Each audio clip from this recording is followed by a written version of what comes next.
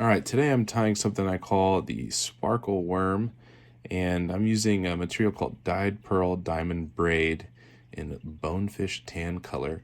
I'm using a size 8 mosquito hook with a medium sized bead, and first you're going to start by shaping the end of your worm body by burning it and then shaping it with your fingers to kind of be cone shaped. After you're done with that, you're going to tie on your thread right behind the eye of the hook and in front of the bead. And I actually have the bead on backwards because for most of my worm flies, I have to tie a really fat dam so that that bead's not at the front of the hook or the front part of the fly. It's more in the middle. So I'm going to put some of the material. I like to go about a little bit longer than the length of the hook shank. I start with 2 loose wraps and then tighten it up. I'm using really thin thread here. I think I'm using 70 denier, so I had to do a couple more wraps than I usually would. I think I'm usually using 120. You're going to snip off the material and make sure that you really tie a good knot here to hold in that front part because it gets a lot of abuse from a lot of little fish.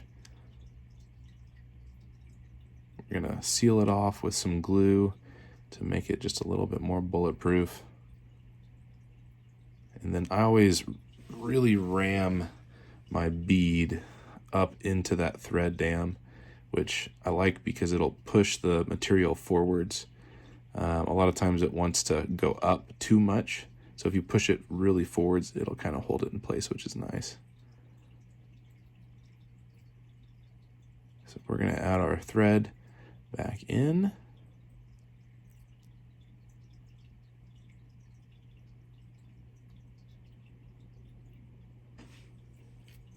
And then we're going to burn the other side of this material for the back end of the worm. Same deal as before. You're going to kind of squeeze it into a cone shape and then tie that bad daddy in. I always like to tie it a little bit longer than the part in the front. It's not super important. If it's a little short, it's still going to catch fish.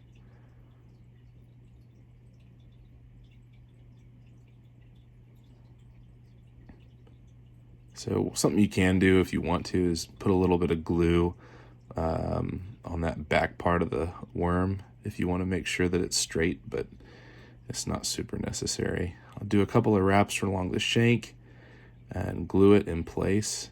And then I'm going to do a bunch of wraps to kind of build up a little bit of girth for this body before doing a dubbing loop. And this is called a dubbing loop tool. And what you're going to do is you're going to take it and create a triangle shape with the thread.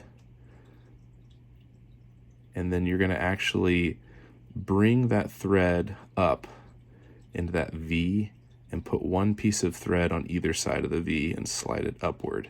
That's going to allow you to put in some dubbing. If you can see the way that I've got it, it's really hard with the aperture of my camera, but you put the dubbing in between that loop loose, and then you're going to twist it with that twisting function that it can do, and then it's going to make it look all nice and floofy.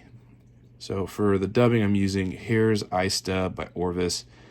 I just thought it matched the color of the worm material that I'm using, and you can really play around with any colors. As long as it's got a little bit of sparkle in there, it's just going to work great. Less is more on the dubbing. You really don't need that much. So now that I've got it in there, I'm going to spin it. Spin, spin, spin. And then I've got a little handmade tool that's it's just a clothespin that I've broken in half and glued some Velcro on.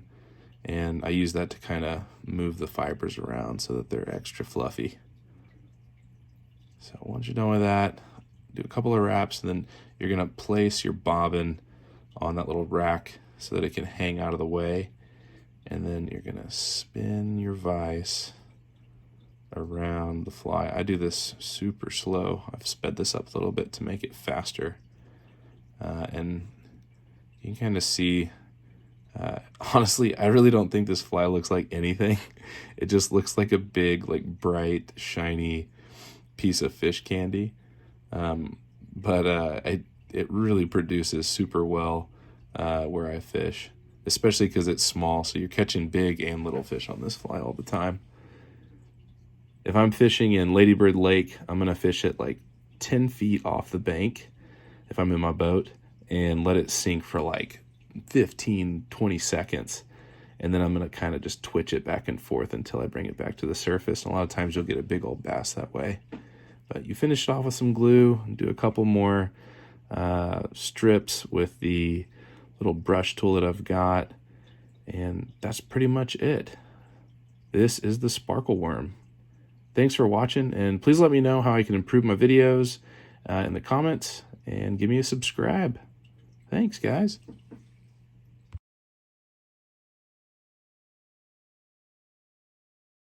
So I went out to Town Lake a couple days after tying that fly to see what I could get with the sparkle worm, and I caught 2 perch.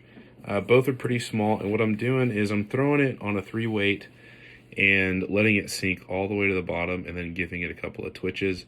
The one problem with this fly is that braid material will sometimes get caught on the hook like it is here, and then actually on the next fish that I catch, the braid on the front of the fly actually ends up coming completely off the hook. So it would have still caught fish, and it's a super easy fly to tie. It's super cheap, and it also catches a ton of fish. I've also caught some really big fish on this fly, but I'd really appreciate it if you could comment and subscribe. Thank you for watching my video, and tight lines.